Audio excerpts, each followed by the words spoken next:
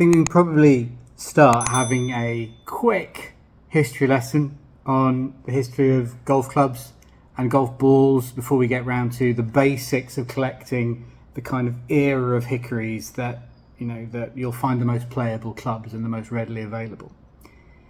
Going back early, really early, you do see these stuff at auction, things that look like medieval weapons, square-toed irons and all these kind of things that, thanks to my very convenient little illustration here, thanks to a local charity shop, that was kind of going back hundreds of years when they were probably using wooden golf balls, up until these things, which were like featheries, not to scale, which were featheries, which were just leather stuffed with feathers.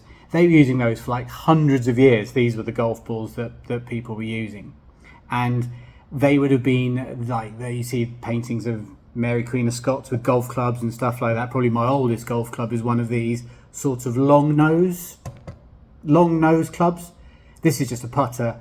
The older clubs would have been these huge long noses, which they used for, their butler would have had 20 of them under one arm, and they'd have been in these featheries around the sand dunes in Scotland for hundreds of years. Mid 19th century, you get these gutties, which is gutta percha, which is this type of exotic foreign rubber that they found that they could mold into a ball, and all of a sudden you could get far more readily available golf balls, and hence you start getting into what was kind of the golden age of clubs, and into the Victorian era. We get mass production, you get factories, and you get expansion outside of the UK where people are making clubs. The final one on the end here is sort of coming up to the turn of the 19th century. That's the Haskell. That's a wound ball, right? So that was wound with the rubber inside it, which was still technology used up until relatively recently, end of the 20th century. Earlier this century, you'd still be able to get wound golf balls. That was technology that was around for over 100 years. So around that time, you get cheaper golf balls, you get more golf courses, you get mass production of clubs, you get expansion of the railways, and all of a sudden, golf kind of explodes. And you get the manufacturers producing loads of clubs, and they're not these sort of handcrafted wooden things anymore, which are beautiful, absolutely beautiful things, but are kind of became a bit of a, that's kind of got phased out, much as wooden headed drivers and things got phased out in the 80s and 90s when metal came along. So that's when you kind of get that real explosion in golf clubs that runs up until the late 20s, early 30s, when steel came along. So that's the sort of window of hickory that I certainly, that I collect, that's very popular to collect, very readily available, and you can have a lot of fun. So let's start having a look at the kind of things you'll find on each individual club, and we'll do some close-ups of a couple of them to show the kind of things you can find and the kind of things you could start collecting. Here we go then. Let's start with probably again one of my oldest clubs. This is a rut iron. So the story goes that this was an absolutely tiny little club head, would have been for getting your golf ball when it got stuck in the rut left by a cart. The cart tracks with their wheels, and they would go across the courses and the sand dunes and wherever, and if your ball went in it, this is the kind of thing you would need to get out of it. So having a look on the back, this is going to be an important thing when you start looking into manufacturers. That is called a clique mark. That designates who originally made this club. This star is designated for Gibson Golf Manufacturers, which is the main one I collect, so you'll find they've got stars on practically every single one of my clubs. They would have made it. It would have then been stamped by who sold it. In this case, that's the Army and Navy stores, which would have been in London. You'll find a lot stamped Army and Navy around this time. Very sort of popular club manufacturers. So these guys would have made it. They would have made it in a place called Kinghorn up in Fife in Scotland.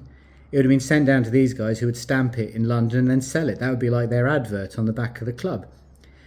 This doesn't say rut iron on it, so you can tell this one very, very clearly by the sort of by the the typology of the club exactly what it is. But those are the things to be looking out for. You can look for the clique mark, you can look where it was stamped, where it was sold, and if it's stamped for the type of club it is. So that's an absolute. This one I don't really play that very much. It's probably one of the few clubs I've got that I don't play that is more of a collector's item. Looking at the other clique marks, you'll find This is a bit of a, I've lent this to a few people. It's more of a playing club. The pipe mark designates Stuart, the club maker. Very, very popular. These are beautiful irons. They are just a gorgeous shaped. And you'll find a lot of variety in what's on the faces of them. A lot of them had grooves. They'll rarely be parallel, as you can see there. They kind of diverge out a bit, which is a bit weird. But yes, you'll find pipe marks. That's very popular. Bobby Jones paid Stuart, and they're very popular with collectors. Another maker here on a Maxwell club. The cleek mark to look out for here is the H, which is for Haley. This says it's a Niblick and says it's a Maxwell. Maxwell means it's got the wide flange and these holes in the hosel there, which will designate this type of club as well. So those are sort of 3 different manufacturers, but you can find books that tell you all the different cleek marks. There are arrows. I think Spalding's a hammer. There's a little hand shape for if it's a Nichols. Yeah, there's lots and lots of different manufacturers and lots of information on how you can find out what they are. So looking here is another example.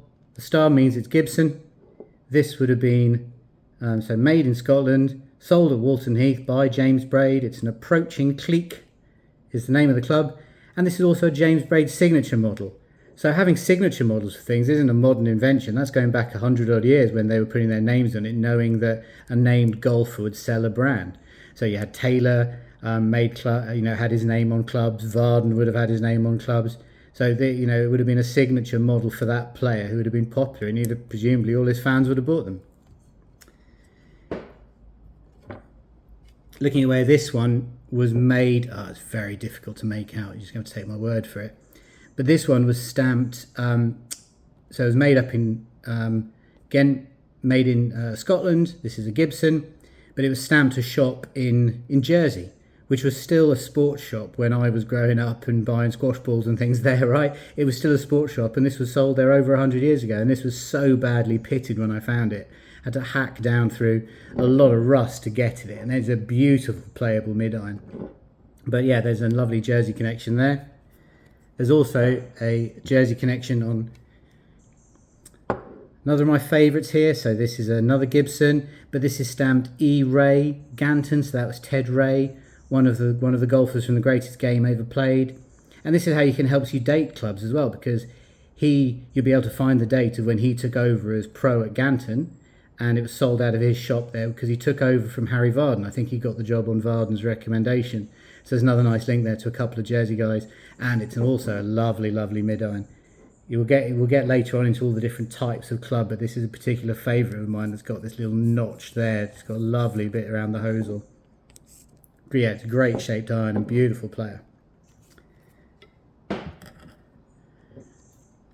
Finally, as an example of how far afield these things got, I've covered it in lead tape now, but this one, and again difficult to see, this would have been made in Scotland and sold out of a shop in Bogota, Colombia. I've also found clubs that are stamped in India. I know there are some from sort of Singapore and the Far East. So this was this global explosion of clubs that comes with the manufacturing, and fortunately why they were making them so much and why they're so plentiful and available to play today. So I think it's that kind of stuff that can give you a little bit of interest, whether you go for a particular manufacturer or you can find some from your home club or nearby or one of your, whatever it might be. There could be little things that just start collecting, as I did when it was this mid-iron. After I hacked all the rust off it and found out it was from Jersey, I started playing it, started loving it and hitting it well. So I thought, well, I'll try and find some other people from other clubs by this same manufacturer. So I found Gibsons, and now I've started buying them all the time now, and that's one of the things I now collect. So hopefully you can do the same thing if you do choose to start collecting clubs and going down that route.